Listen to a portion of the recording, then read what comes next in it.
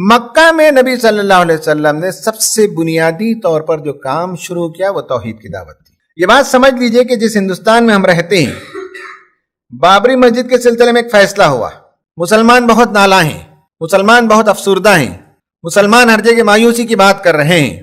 سیرت میں آپ دیکھیے کہ دنیا میں سب سے پہلا گھر جو اللہ تعالیٰ کی عبادت کے لیے بنایا گیا تھا وہ کعبہ ہے.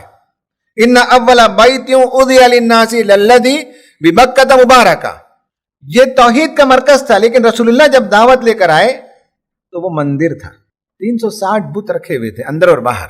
بت رکھنے سے کیا کعبۃ اللہ مندر بن گئے؟ جس چیز کو ہم بابری مسجد کہتے تھے، اگر اس کے اندر بت رکھ دیا جائے تو کیا وہ مندر بن جائے گا؟ سیرت سے پوچھئے.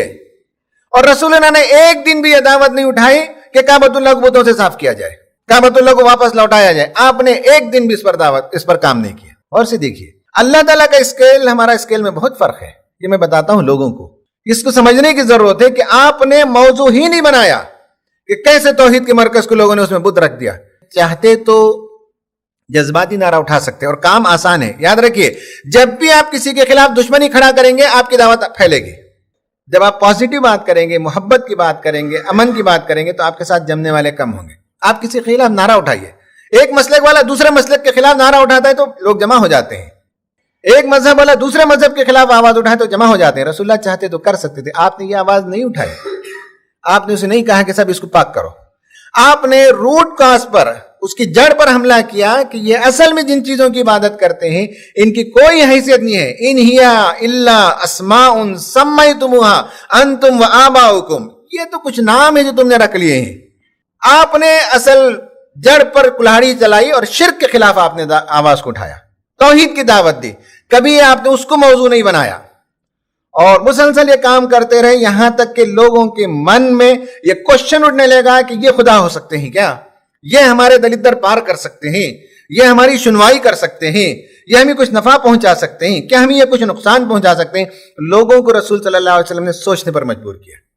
یہ تھی اصل میں، یہ وہ طریقہ تھا، یہ آپ کی دعوت تھی جس کے نتیجے میں وہ مندر جسے لوگوں نے مندر بنا دیا تھا، پھر کچھ دنوں کی محنت کے بعد، 20 سال کی محنت کے بعد پھر وہ مسجد لوٹ کر آ گئی، واپس آ گئے. پتہ نہیں کتنے سالوں سے اس کے اندر بت رکھا ہوا تھا. لوگوں کے ذہن کو چینج کیا رسول اللہ نے، شرک سے نفرت پیدا کی. اور ساری دعوت یہی تھی. قرآن میں طرح طرح سے شرک کے خلاف اور توحید کے حق میں دعوت دی گئی. کبھی آسمان و زمین پر غور کرنے کی بات کہی گئی، کبھی کہا گیا کہ تم اپنے انفس کے اندر جا کر دیکھو. امن خلق السماوات والارض، بتایا کہ آسمان اور زمین کی کس نے تخلیق کی، کون ہے جو یہ سب پیدا کرتا ہے. کبھی کہا کہ امن یجیب المضطر اذا دعا، کون ہے جو تمہارے دل بقرار کی دعا سنتا ہے، کون ہے جو تمہارے ماؤں کی چھاتی میں تمہارے لیے دودھ پیدا کرتا ہے، کون ہے جو تمہیں متناسب پیدا کرتا ہے. مختلف طریقے سے توحید کی دعوت دی. شرک پر جو ہے آپ نے ضرب کاری لگائی. 20 سال کی محنت میں 13 سال مکے میں اور ادھر 5-6 سال اس کے بعد لوگ جو ہے اس سے اکتا گئے. تو سب کی محنت سے پھر ان بتوں کو نکال دیا گیا. توحید کا مرکز پھر توحید کا مرکز ہو گیا.